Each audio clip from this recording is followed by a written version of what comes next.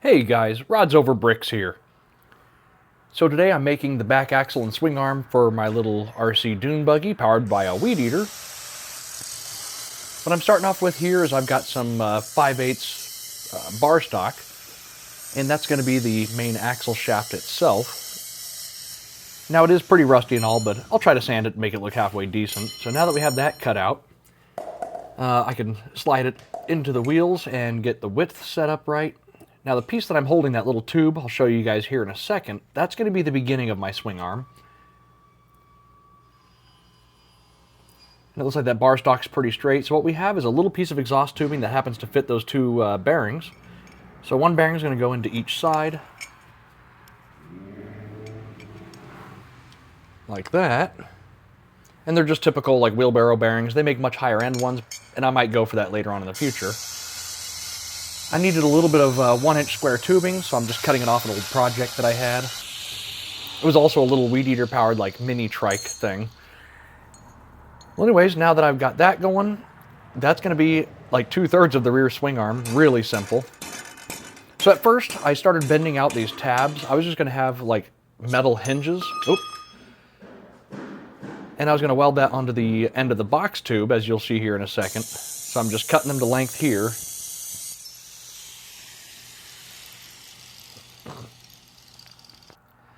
And they were going to be welded onto the end like that, and this, and just go into like a little receiver on the frame, but I did not like that idea at all.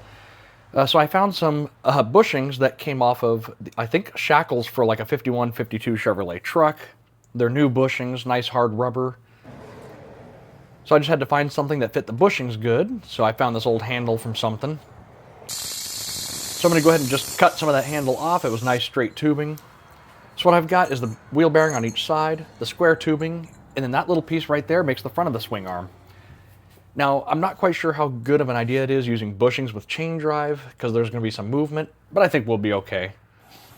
So I just really quickly notched the tubing, just so it fits. You know, if there's a gap, we could weld it shut. Just like that. Now, in this whole video, I am still just pretty much tacking everything together. No full welds just yet, because things might change, and it's just a lot easier to cut a tack weld. So on the left side of your screen, that's going to be the tube that holds the axle, and that little silver tube I just moved off more to the right of the screen. Oh, and I forgot my ground, of course, shortening the wire. But yeah, that little tube on the right-hand side, kind of near my stinger, is going to be holding those bushings and the main pivot point for the swing arm.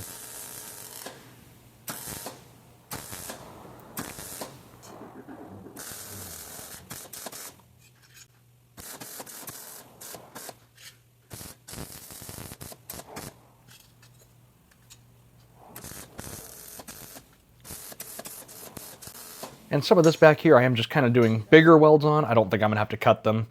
So anyways, there's the whole swing arm. Not the prettiest thing, but it's square and it's going to be strong. At least plenty strong for this project.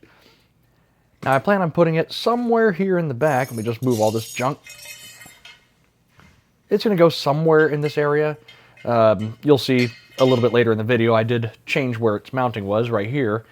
So I found an old like fuel pump block-off plate for a small block Chevy, cut it in half, and that worked out to be perfect little tabs for welding onto the frame. And I'm just going to run like a really long carriage bolt, probably all the way through, or just some all thread. And there we have it. Small block Chevy fuel pump block-off plate makes really good little frame tabs. Now I'm not expecting the rear suspension to move all that much. I'm just hoping for a few inches. So now I'm starting on the sprocket, and you can see it does not fit that shaft at all, so I need something to hold it on there, and pretty true as well.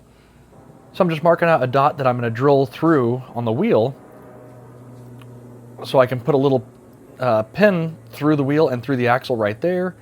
And then I'm going to tap and die the axle right here so I can use a jam nut. Anyways, back to the sprocket. So I'm going to go ahead and clean off some of the little coating that's on it. Okay, now that that's all looking pretty good, you know, at least good enough, I'm not going to get too picky with it. But that's what I'm going to use to clamp it to the axle. That little set screw is going to go into a little divot of the axle.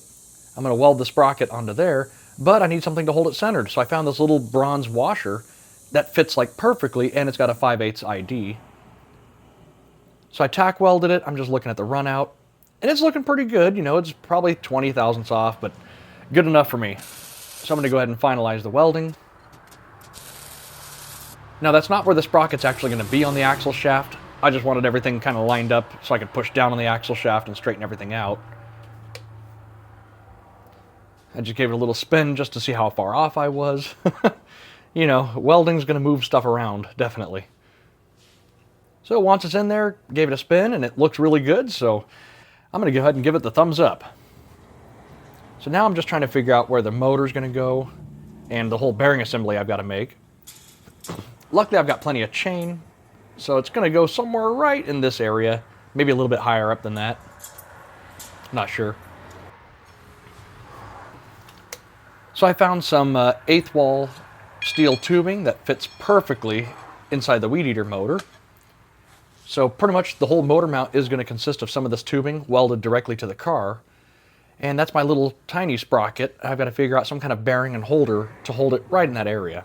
So somehow I need to attach that little sprocket and get it driven by that little square index. But I need a carrier bearing. So I've got all this here. I'm going to build one big unit out of it. That'll all just kind of slide into the front of the weed eater. So that long nut and this are going to squeeze together, capturing that bearing. That piece of bolt is going to be sticking in, and then I'm going to cut it off over here, cut it out to be a square, and that'll fit inside there. So it'll be just one big unit. So I turned down that long nut, that way I could thread the two together. And the motor's direction is actually going to tighten everything, so I'm not really worried about using like set screws or keyways or anything of that nature. I think it'll be fine. So I'm using a plate here from one of the Harbor Freight casters, drilled a 1-inch hole in it. Now I know that this angle's not going to be the best. The chain's going to definitely get some slack in it. So right about here, I'm going to go ahead and put a tensioner with a pretty strong spring. Definitely not my most ideal place, but that's just where it had to be. So the chain's going to be flopping around quite a bit without a tensioner. And that's what I have. I just wanted the motor pretty well centered in the car.